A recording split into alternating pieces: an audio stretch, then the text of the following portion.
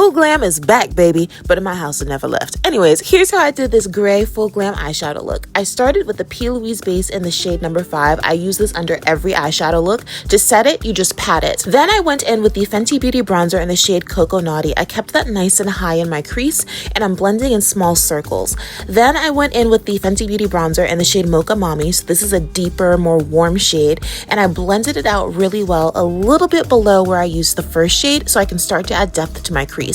Then I went back and I touched up the first shade that I used. This really helps everything look nicely blended together so that there are no harsh lines. Now I'm using the Natasha Denona Glam palette. I'm grabbing the lash line shade and I'm blending that out lowest in my crease. I'm bringing it up higher than my natural crease. This way you'll still be able to see it when I carve out my lid, but I'm working with a little bit at a time. This way I can blend everything out really well. Then I'm going back and I'm touching up the 2 eyeshadow shades that I used previously again, so everything blends together nicely. We don't want harsh lines or any blotchy areas. Next, I'm carving out my lid using more of the P. Louise base, and I always carve out a little bit above my natural crease. This way we can get that nice rounded look. Then I'm taking more of that lash line shade and I'm buffing that into my outer V.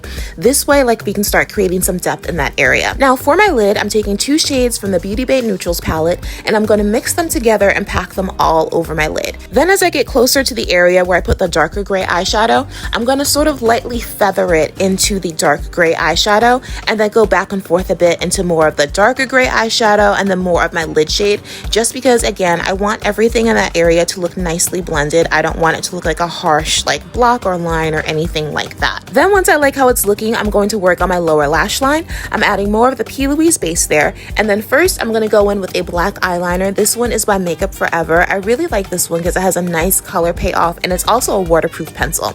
Then on a flat smudger brush, I'm taking more of the Fenty Beauty bronzers I used in the beginning and blending them out there. For my inner corner highlight, I started with the Sweet Surrender palette by P. Louise and I used a goldish shade, but I want something that pulls a little bit more yellow. So I'm going to grab my favorite eyeshadow palette, which is the P. Louise Wedding Wish XL palette. I'm using the shade Intimacy. This shade was perfect because it has more of a yellow undertone to the glitter and the way it reflects, and that's what I really wanted for this specific look. Now I'm lining my upper lash line. I'm using a gel liner by Inglot in the shade 77 Black. I like how crisp and precise gel liner looks. Then I'm going to set it with a black eyeshadow on top. This way it doesn't smudge or move or anything like that, and I can just keep going. Once my liner's all set, I'm going to add some mascara, and then I'm going to throw on some Lily lashes in the style Mykonos. I will link those and everything else I used both on my blog and my LTK. And girl, make sure you come back for part 2 where I'm going to show you in depth how I do my face routine and my lip combo for this full glam makeup look. If you're a full glam girly, let me know in the comments.